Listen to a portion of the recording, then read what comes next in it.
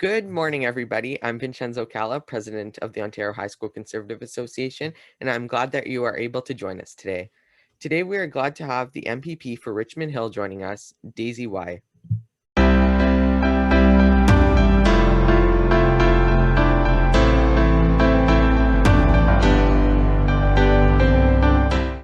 Daisy Y was first elected to be an MPP in 2018, but has served the community for over 25 years before her election.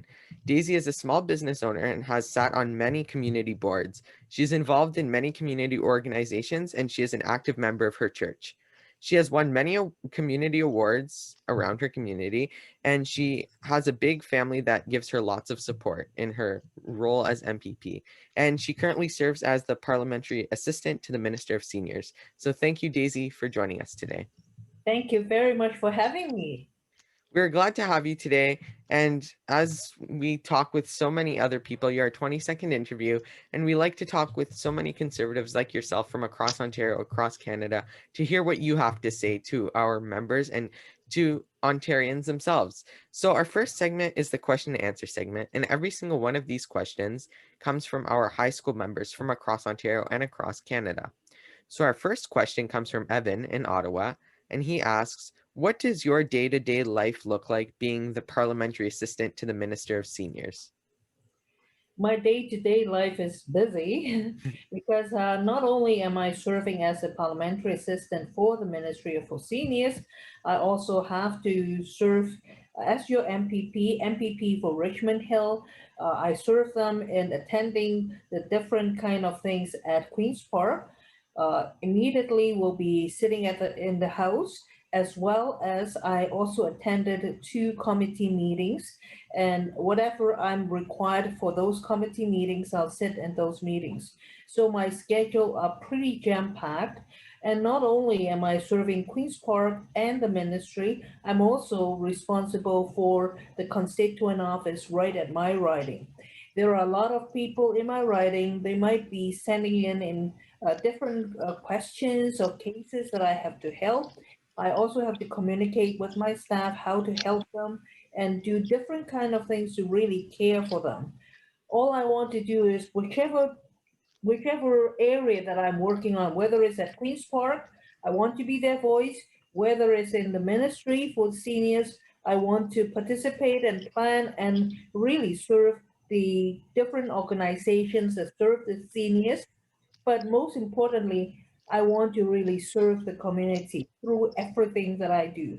So my day is really jam-packed. Say, for example, when I'm having meetings like this, I cannot attend to other things as well. So I try to have everything in my day-to-day calendar, and I can only address to my emails after dinner, which is when I finish all my work, and then I may work into wee hours, but that is really worthwhile because I can really serve the community that way. Well, first of all, we thank you for taking time out of your busy day for joining us for this interview. It's much appreciated by our members and by our viewers of this YouTube channel. But like you said, it really is a job of like community service, and you've been working in the community for years, and this is just another way of serving your community, right? It's like we've talked with so many people, it's always mentioned that being an MPP or being an MP or being someone who wants to run to be an MPP or MP, that job is a job of public service, and the people of your community depend on you to bring their best interest to Queen's Park on a day-to-day basis. Yes, I do. In fact, what you're right. I've been serving the community for the past 25 years, and I thought, oh well, I'll just continue to serve the community. But it's also there are things that whoever is the government, we have to make sure that the government do what the community needs.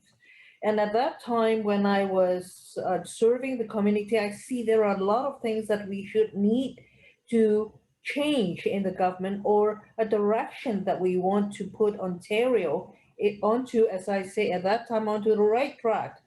I was hoping that somebody else will do it, but finally I say, well, everybody has the responsibility, And if I'm given the opportunity, I should do that, not just shift it around into somebody else's plate. So I put my name forward. I am thankful that and honored that I got elected. And when I get elected, I'll do my best because this is the opportunity I can be your voice. And it should not be just my voice, it should be whatever is the right thing and the right plan for Ontarians. We should do our best. We should collect all the good advice and voices and put it into the House and set the right bills. It is not just only for myself, nor my neighbors, nor people in my riding, but for our future generation like yourself. And that's why I commend you that you're putting yourself in so in your early stage of life, and that is great. You get involved, you understand, and that's how you can put Ontario into the leading province, not just in Canada, but it's around the world. We need you. You are our next generation. And I thank you for organizing something like this. It is so encouraging to see somebody like yourself starting something like this. I will do my best. That's all I have to say. Well, thank you again for the kind words. And that really is it. It's fighting for what's right for the people of Richmond Hill, for your family, for your friends, for all of Ontario, and for everybody. So we do what is right today for a better tomorrow. So that goes into our next question. And you mentioned about how you chose to run for politics and run provincially. So the OHSCA team asks, why did you want to get involved in provincial politics and not federal or municipal politics? Uh, at that time, I have issues with the provincial way of doing things, and I was urging somebody get involved in it and change it. And after that, I tell myself, you put yourself forward. Don't just put that into somebody else's plate, as I mentioned earlier. So I put my name forward. If I get elected, I'll do my best, and here I am. Well, that's exactly it. You did a good job, obviously. In 2018, we saw a massive change in Ontario because people like yourself who weren't really in politics too much before decided to go forward. Community members. I think that was the good thing about 2018. It was we saw a lot of community members step up and say, I'm tired of 15 years of madness. I want to change something. And we had people like yourself and people that wanted a better future for themselves, their community, and they ran and just became MPs and formed a great government and Thank did you. what was right. Yep, yes, definitely. I will do the best we can. And in fact, at that time, I was thinking that there are a lot of things that we had concerns with, and if and at that time, like my children are already all grown up, then when I see it, like I have grandchildren, it's generation after generation. I will have to speak up and do something about it. I have I have done and practiced that before by putting in petitions.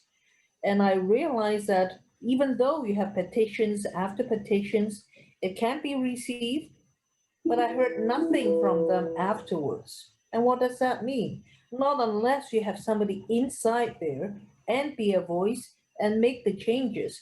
Changes will not be made. So I decided to put my name forward. Or I am encouraging everybody to get involved and participate. And I really thank you for doing all these right now. Well, we thank you. And again, like we see with the federal government and we see with the provincial government and we see with all governments how the actions that they take today is going to be fixed by us tomorrow.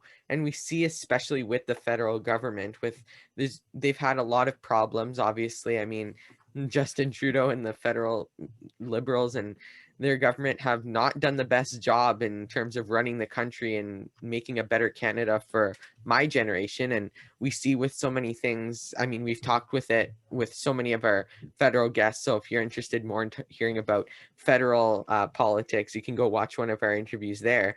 But we see so much of the problems that my generation are going to inherit because of Justin Trudeau's problems. So it really is important to see someone step up for what is right and make sure that there's a better tomorrow. So the third question comes from Jack in Milton, and he asks, what is it like to be a politician during COVID-19? Is the job more work intensive or stressful?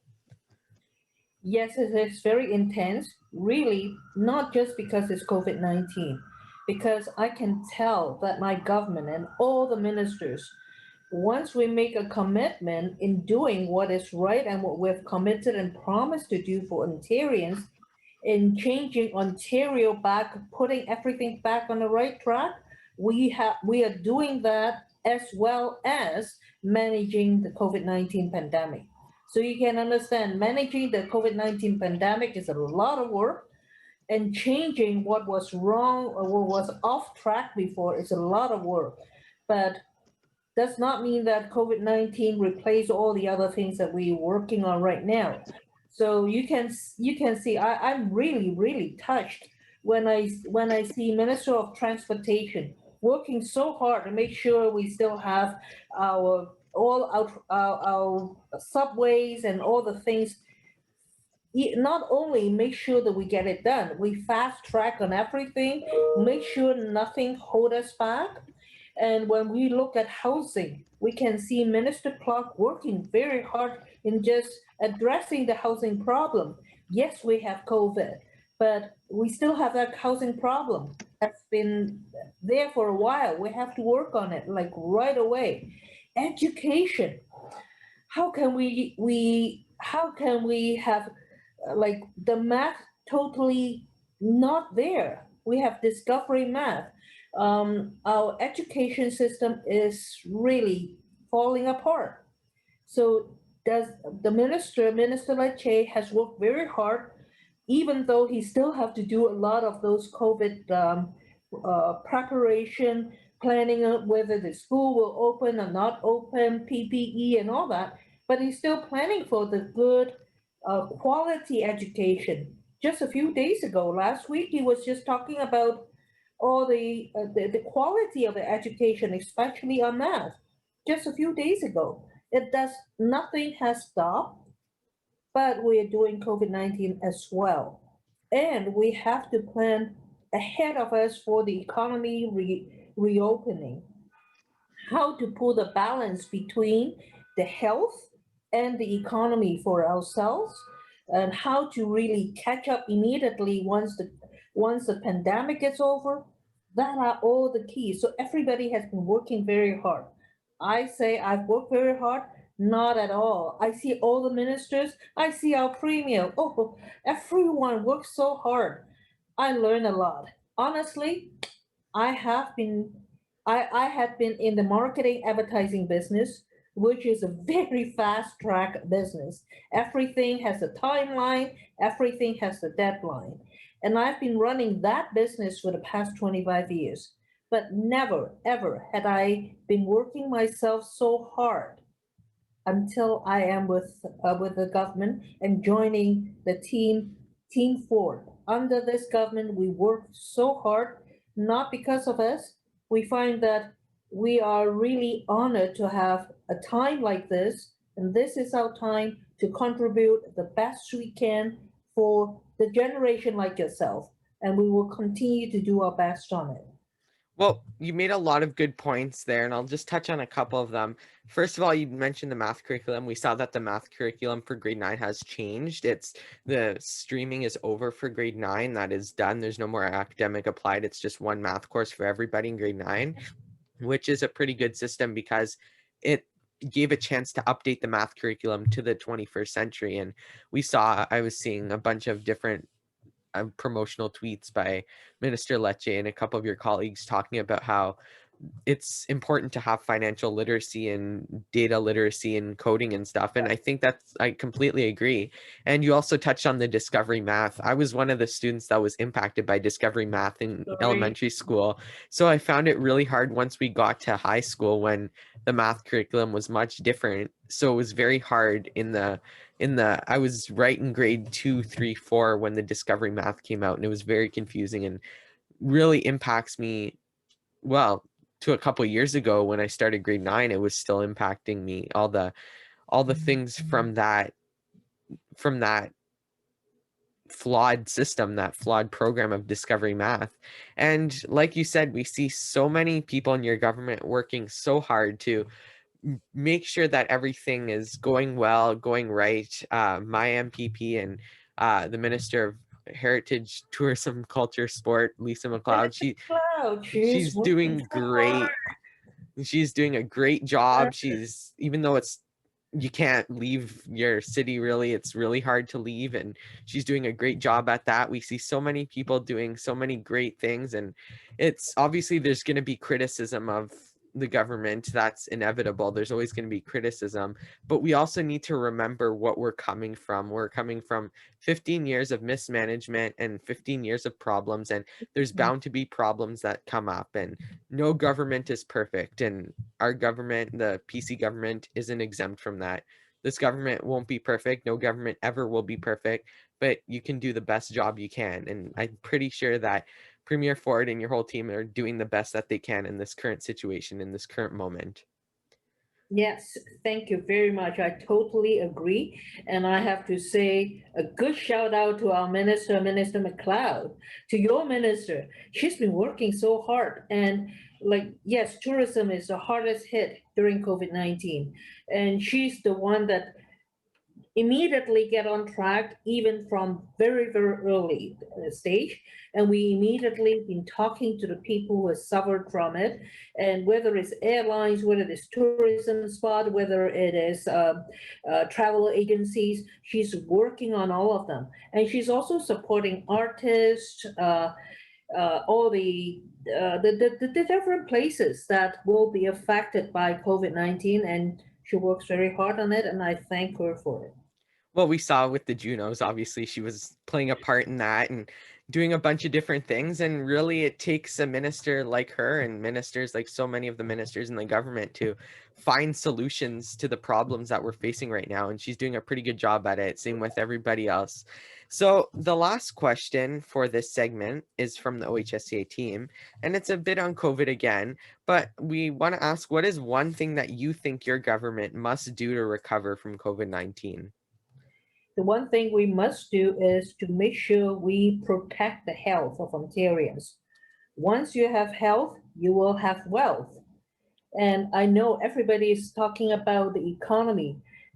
My heart goes out to those, especially the businesses, big or small, suffered or affected by the COVID.